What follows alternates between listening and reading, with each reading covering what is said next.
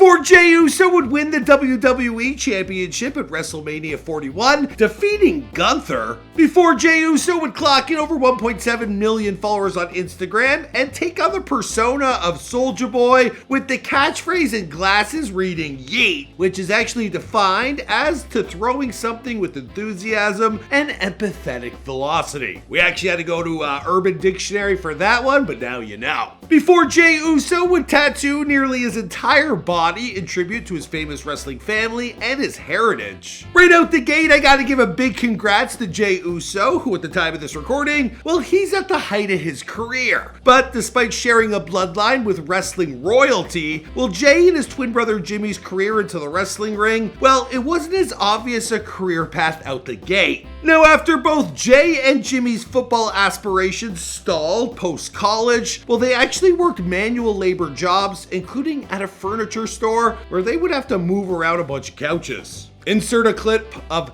Pivot! Pivot! Pivot! Shut up! Shut up! Shut up!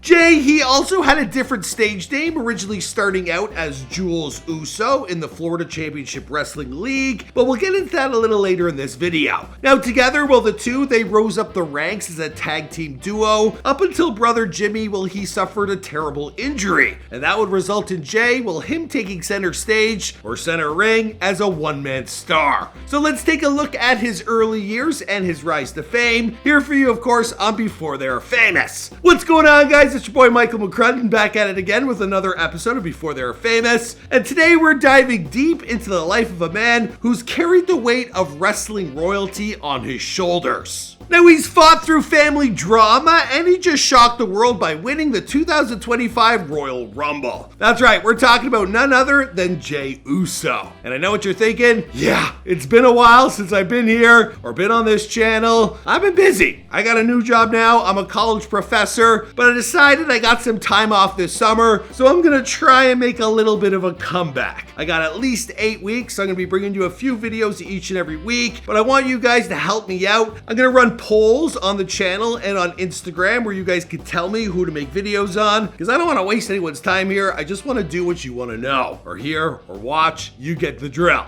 So show your support any way you can. If you guys hit me up with a DM, I'm sure I'll see it. All right, let's get into this video. Jey Uso was born Joshua Samuel Fatu on August 22nd, 1985 in San Francisco, California. Now from the jump, well, this guy, he was destined for greatness. He's the son of WWE Hall of Famer Rikishi, and he's part of the legendary Anoa'i family, a dynasty that includes the Wild Samoans, Umaga, and Yokozuna. Also in there, there's Roman Reigns, and even the Hulk.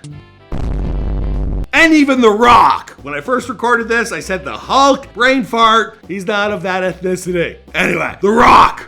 Now, I would show you footage of a young Joshua inducting his father into the Hall of Fame, but the WWE, they are legendary for their copyright claims, so we're gonna use the photo that I found for the thumbnail of this video. And I can't confirm if this is Joshua or his twin brother Jimmy, but hey, at that age, they look pretty much the same. Now, both boys, they were trained by their father Rikishi from a young age, learning the ropes, literally and figuratively, long before they ever stepped into a WWE ring. Now, the pressure, it was immense for both the twins, especially coming from a family tree of wrestlers and a name to uphold. Now, the boys, they claimed to have as many as 47 uncles. You know we got about 47 uncles and That's cousins. So you know that family barbecues, there would have been a lot of wrestling. So of course, from a very young age, both brothers were immersed in wrestling culture. Now Paul Heyman, well, he recalls seeing the twins at just 4 years old backstage at a WCW taping, already mimicking wrestling moves with uncanny ease. Now this foreshadowed their future in the business, and Jey and Jimmy's early years, well, they were not solely focused on wrestling. In fact, the boys, they had different plans. Now, they attended Escambia High School in Pensacola, Florida, where they played competitive football. Now, after graduating from Escambia County, well, they headed west to Alabama on partial scholarships back in 2003. Now, Jimmy has spoken to the press where he said him and Jey, they played side by side as linebackers for West Alabama. I believe that's the same school that Forrest Gump played for. Anyway, eventually Jimmy, well, he left in 2006 and Jey in 2007. Jimmy stated, "We enjoyed playing football. We always did. Obviously, we did want to make a career out of it. We wanted to take it as far as it could go." He continued in that interview, "We wanted to get to the NFL, but when you see that isn't happening, you adapt and adjust." Now, when their football career dried up, well, the Usos, they didn't immediately turn to wrestling. Now, for 6 years post-college, well, they actually worked 9 to 5s, moving and selling office furniture, with wrestling being more of a hobby that they did on the side rather than being a serious career opportunity. Now, with the brothers getting a little older and the need to make some real career decisions, approaching, I know the feeling. When you hit your 30s, it's like, yeah, I better get something going, right? It was then both Jules and Jimmy, they set their sights on the squared circle. Now, they made their official debut in 2007, but it was in 2010, down in WWE's then development territory, Florida Championship Wrestling, that they started to make some real noise. And this was, of course, the brothers, the Usos brothers. Now, this was a tag team pair not to be messed with, and the Usos, well, they quickly became FCW Florida Tag Team Champions, and it wasn't long before they were called up to the main roster. Now, their unique blend of high-flying moves, hard-hitting style, and undeniable charisma, well, it set them apart from the start. Once on the main roster, the Usos, managed by their cousin, Tamina, and later Jimmy's wife, Naomi, you don't want to mix wife with business. I did it.